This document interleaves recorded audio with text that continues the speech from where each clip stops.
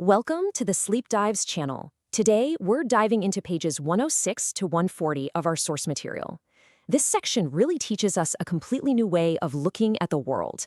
It's all about moving past that frustrating whack-a-mole game we play with daily problems and starting to see the invisible patterns and structures that are actually running the show. So, here's what we've got lined up. First, we're going to learn to speak the language of interconnection. Then, we'll get our heads around the paradoxes that make this language so powerful. We'll use a 4-level framework to see problems in a new light, learn how to tell a system story, and then, finally, we'll break it all down to its fundamental building blocks, links and loops. All right, let's start with this core idea. Systems thinking isn't just another business tool, it's basically a new language.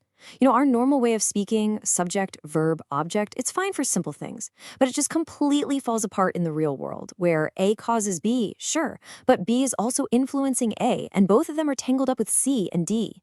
This new language is what gives us the grammar for all that complexity. And this new way of thinking is designed to answer this exact question. You know that feeling of being stuck on a treadmill where no matter what you try, the same issues just keep coming back? Well, that's a huge sign that there's a deeper structure at play, and systems thinking is all about how to untangle it.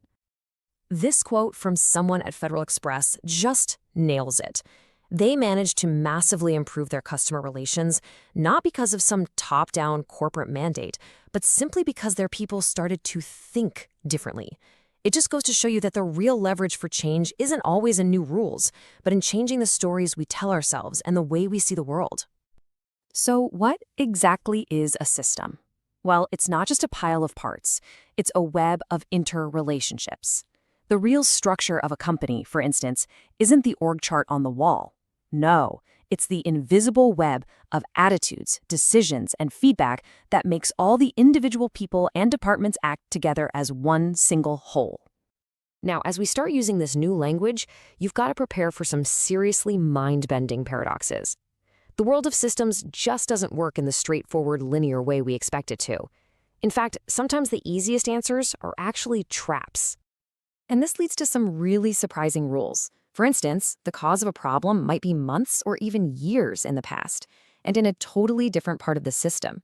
This is exactly why quick fixes backfire so often. They're just treating a symptom, not the root cause, which pretty much guarantees the problem will be back. It means we have to fight that urge for an easy answer and really embrace looking at the whole messy system to find where the real change can happen. So how do we actually do this? Well, let's walk through a really powerful framework for this, and we'll use the story of a company called Acme to see how it works. We're going to look at a problem through 4 different levels, moving from the obvious surface right down to the hitting root cause. These are the 4 levels. We start at events, which is really just reacting to what's right in front of our face. Then we zoom out a bit to see patterns over time. Deeper still, we start to map the systemic structure that's causing those patterns. And then, at the very core, we try to uncover the mental models, the beliefs and assumptions that hold the whole thing in place. Okay, so at the event level, Acme sees sales are down. So what do? They react.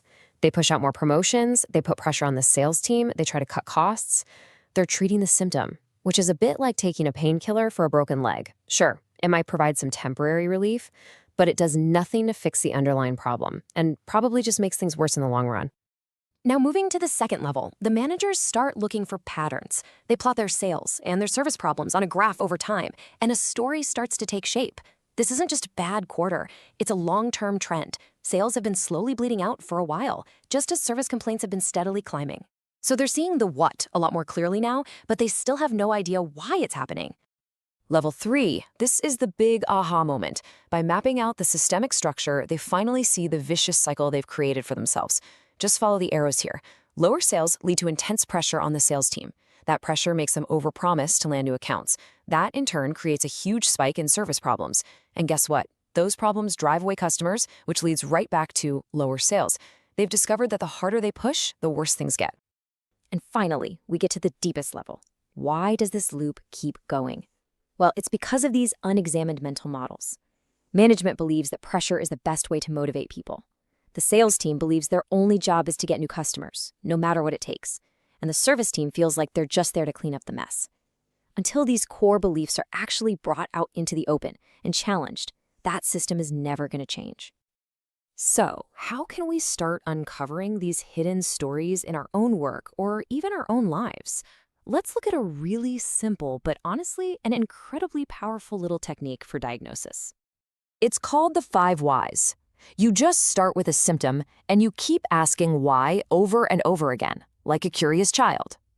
The real key here is to trace that chain of cause and effect backwards, pushing past the easy answers and the temptation to blame individuals, until you finally arrive at a systemic policy or structure that's the true source of the problem. Here's a great real-world example from Sears. So the symptom was that customer complaints were going through the roof. First, why? Well, it turns out mechanics were systematically overcharging people. Second, why? Because they were under intense pressure from really aggressive sales quotas. Third, why? Corporate had put these policies in place to slash costs and boost profits. And the final why? Because the entire company was under just immense financial pressure from new competitors. See that? In just a few steps, we've gone from a problem in the auto shop all the way up to a high-level strategic crisis. So now that we've seen how to find the stories, let's learn the grammar we need to actually draw them out. It's all about links and loops, which are the two fundamental building blocks of any system you can imagine.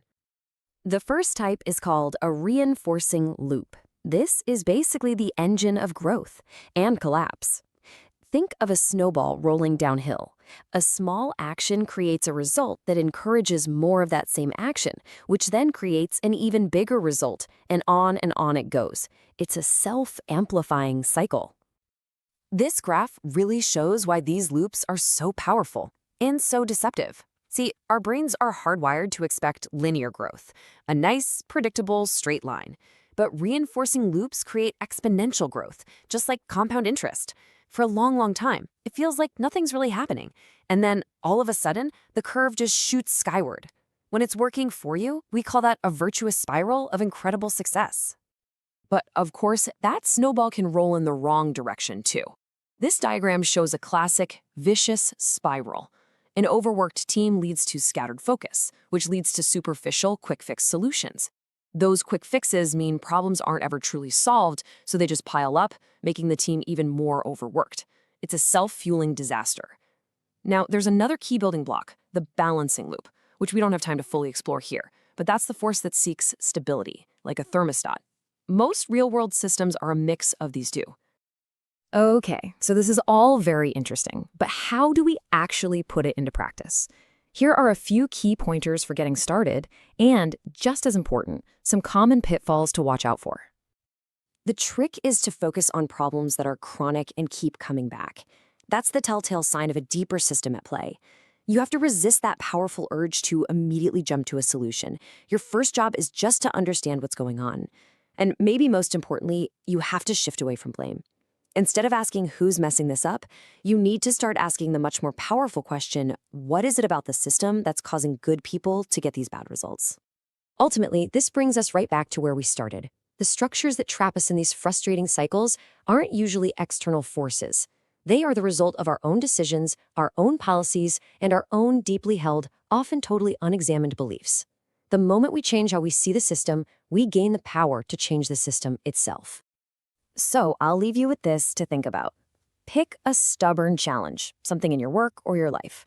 Now, instead of asking, what should I do about this? Try asking a different question. What is the hidden loop? What's the invisible structure that is holding this problem perfectly in place? Seeing that structure, well, that's the first step to changing everything.